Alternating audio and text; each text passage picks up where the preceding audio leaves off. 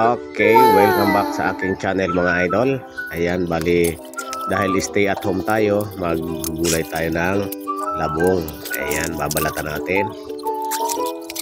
Balatan natin to. Ayan. And syempre, anuhan natin siya, gagayatin natin siya. After mabalatan, ayan, gagayatin natin siya. Ayan na, go. Gayat-gaya tayo para pasimulan na ang pagluluto natin ng labong. Medyo ano kasi mahaba-haba na yung ulan, almost 1 week puro ulan. Ayan, so ilagay natin sa ang proseso, pakukulaan natin siya. Ayan, nilaga ko na. So ayan, mainit. Bali, pipigaan natin siya. Pipigaan para yung mga malalapad madurog siya. And syempre, maalis yung lasa niya na medyo mapait-pait. Okay. Ayan, piga.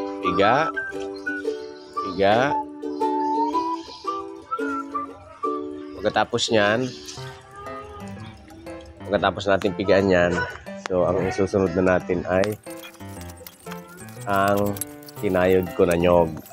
Okay. Ayan.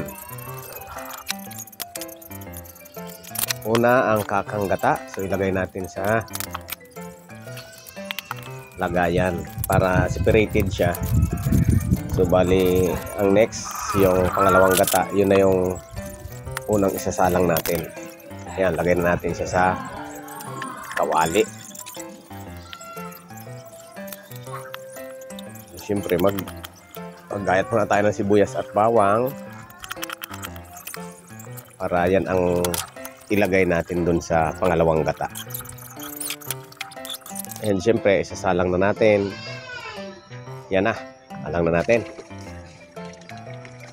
Haluin para hindi magkorta o magbuo-buo yung gata. Ayan. At inilagay ko na ngayon yung aking sahog na liempo. Wow! Wow, liempo. Ayan na, nagkulay liempo na siya. Inano ko yan. So ilagay na natin, sinunod na natin ang labong. Ayan. Kasunod na ang labong. Halo-halo. Halo lang tayo. Ayan, mukhang masarap. Mukhang masarap mga idol. Ayan na. So isunod na natin. Dahil medyo natutuyo na siya, ilagay na natin ang kakang gata. O yung unang gata na magpapasarap lalo sa ating nilutong labong. Ayan na. Wow. Sarap. Ayan. O, di ba? Tingin mo pa lang kung masarap na.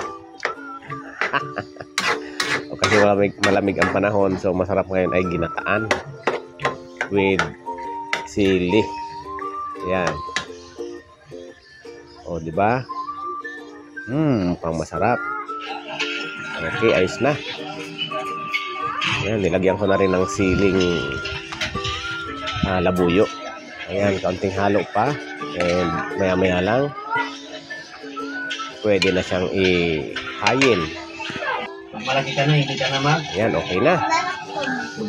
Masarap, masarap. So, titikman natin. Matikim daw yung aking anak. Ay, Hi guys! Matikim ako. Luto. Sa papa po. Masarap ba? Masarap po. Okay, yum. Yung titikman mo. Hi guys!